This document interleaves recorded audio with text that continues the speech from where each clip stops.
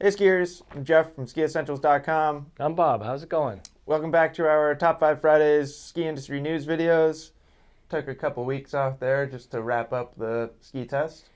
Yeah, definitely the less glamorous side of the ski test in those last few I weeks. think the last 4 months, Yeah. the less glamorous side of ski testing. And that's a perfect transition because the ski test happens to be our first topic of the week.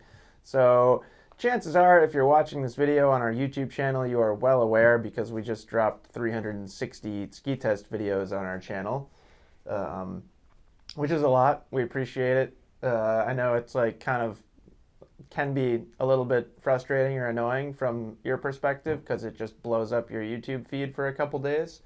But with that many videos, it's just like we've gone back to the drawing board multiple times, and Yeah.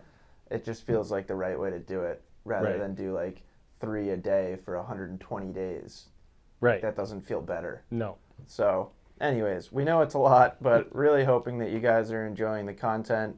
And I was quite pleased with how the test turned out this year. I think our best yet. Yeah, I mean the quality of the media that we get and Yeah. just, the more testers kind of being back on, I guess, a normal track with having, Yeah. a full 3 days, full reign of testers. Really we're able to get a lot of good feedback and data. So, Yeah, so the past 2 years, we had much smaller scale ski tests due to COVID, basically restrictions that were put on us from Stowe.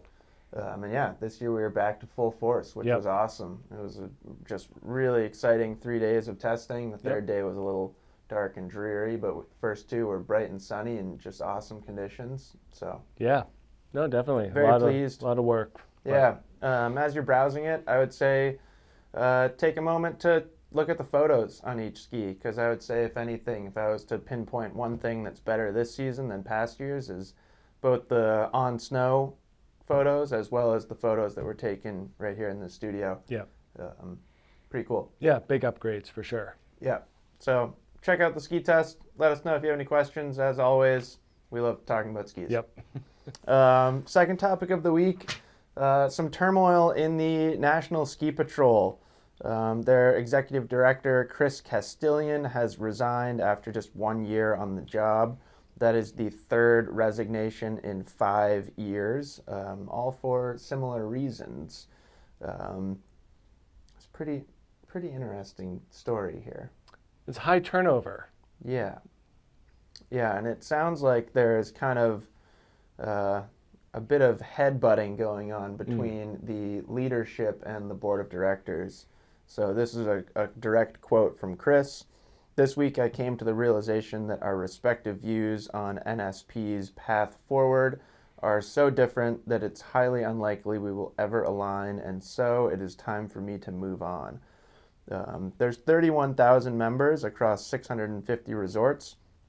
The National Ski Patrol really kind of manages or educates ski patrol volunteers more than anything else. And there's just been a lot of talk about ski patrollers in general, right, in the last year or two. Unionizing.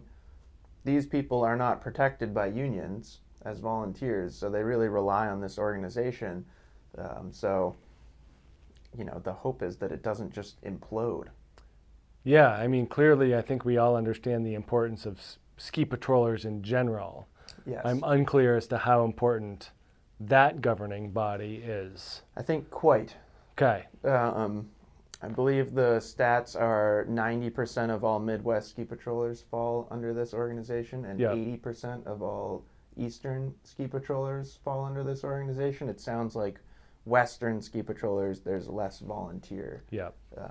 But pretty interesting. We won't go too far into detail. It is a very long article, so if you're interested in learning more about that, just check the link in the video and you can go learn more about it. And then third topic of the week, this one's kind of a bummer. Anytime we have this style topic, and you'll see what I mean in just a moment, it's never like fun to introduce. Right.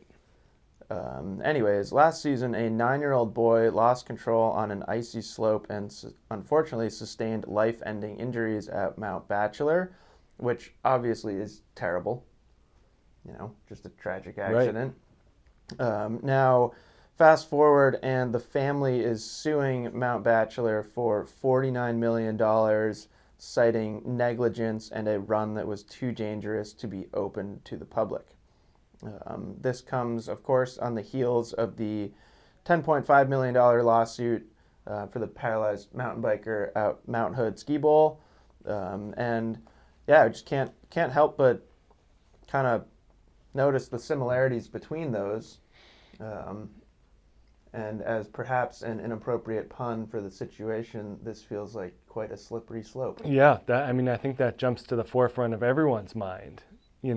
not just from a really awful pun perspective, but also what the legal movements going forward are. Yeah. And where is that line drawn between, yeah, the resort was negligent, and no, you have a personal responsibility for your own safety and Right. that of your kids. Inherent risk. Yeah.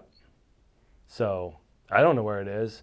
Yeah, it's, Obviously when people start suing ski areas for tens of millions of dollars, that's going to shut stuff down pretty fast. Yeah. So I think that the end goal, that whatever that end goal is bad for the industry. Yes. And perhaps, we've also covered the rise in different insurance programs. Maybe the answer falls somewhere in there. Right. But I don't know. I don't know. Like more regulations, like obviously this stuff doesn't happen in Europe, and unless legally You mean the lawsuits? any lawsuits The or accidents even happen. insurance, like Right. it's just a different culture for sure.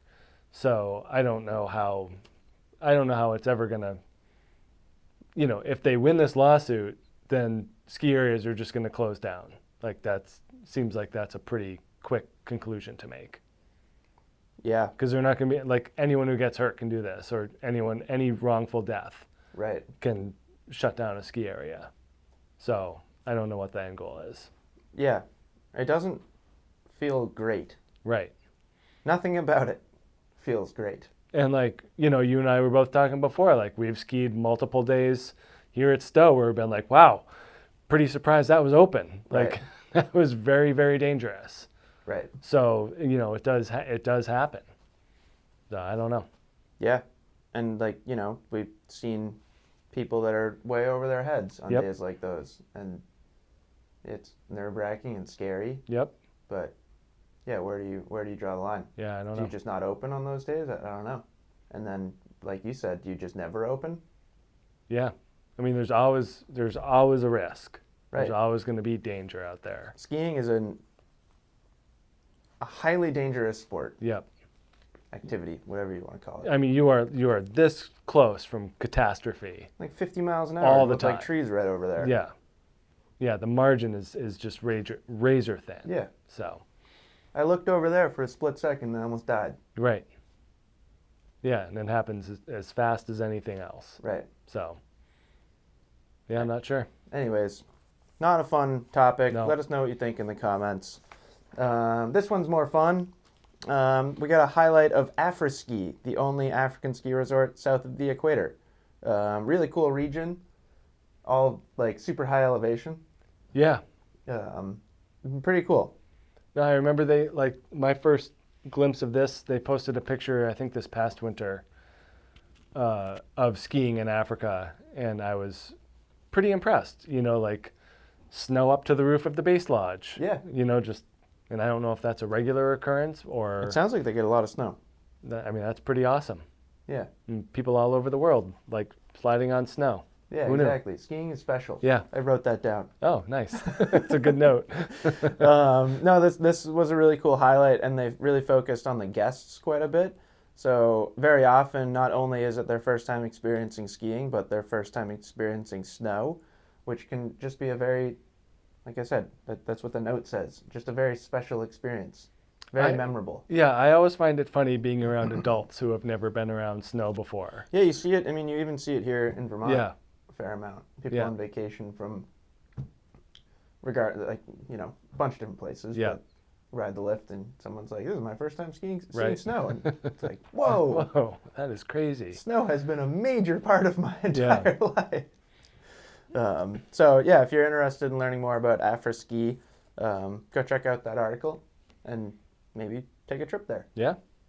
Costly ski vacation. I think it's a ways from at least where we are. Yeah, I don't know that I'll be going anytime soon, but that would be a lot of fun. And then finally, we have our edits of the week. So it's, but what's the date? The 12th? 12th. That's mid-August, right? Yes. We'll call it mid-August. So we're in mid-August now, which means that it's time for ski movie trailers, of course. So first we have TGR Magic Hour. Classic TGR. A lot of really cool big mountain footage. Yep. Cinematography these days is just like out of this world good. Right. The camera quality, the drone technology, all that Yeah. stuff is just light years. Golden age of Yep. ski film production. And then we have Anywhere From Here from MSP. It's a classic MSP. Right? Some slow-mo park jumps mixed in with some big mountain footage too. Those are, I would say, the two major players in the ski movie world these days, Yep. TGR and MSP. And then we have kind of a video blog, vlog style, about 10-minute edit. I don't know if you can call it an edit. We'll call it an edit. From Burke Irving called Dirk Days, Episode 4. If you're interested what Mount Hood summer culture is for a bunch of, not kids, but young adults. Yeah. Very young adults. If you'd like to live that through their shoes, give it a watch. If you're an adult saying kids these days, Gosh darn kids these Those days, are- watch that. that's them. I was pleased to see some golf footage in there. Yeah. If you noticed, I'm dressed for the golf course, heading there shortly. And then, boy, this was a fun one to watch, wasn't it? Yeah, physics match with skiing. Yeah.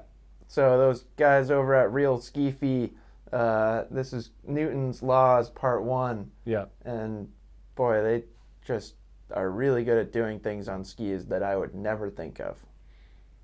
Very interesting watch. Yeah. They tied some weights to some some buoyant things. Yeah. And went off water ramps. And I'll let you guys just find out the rest on your own because it's pretty entertaining. And that's it for Top 5 Fridays this week. Sorry we missed a couple weeks. Glad to be back. Yep. Anything to add, Bob? 0. Ready for the weekend. There you go. So check out the ski test. Next thing to come will be, we had a snowboard test. Yep. That was weird. I don't know anything about snowboards really. Actually, I know a lot about snowboards now after spending a season talking to JG. Yeah, but we have people that we employ that. Yes, we have a lot of Know a lot snowboarders on about staff. snowboards. We had, maybe 30 snowboard testers. I think 50 to 60 boards. Quite a few and a lot of really good feedback. Tons of really good feedback. So that'll be fun to put together. Keep an eye out for that in, 2 weeks or so. And then we'll be starting comparison videos and articles. Yep. Likely around the end of the month or start of September. Maybe we'll early release one. Yeah. That'd be fun. A lot of skis to do. Yeah, but I would say that's my favorite part of the summer fall period. Yeah, you've been talking about comparison videos for a while. It's just fun. Put all those Yeah. skis up here on the wall and then step back and look at them and then talk about them. Yep. No, I agree. So that'll be coming. And yeah, hope you guys all have a great weekend. We'll talk to you next week. Bye.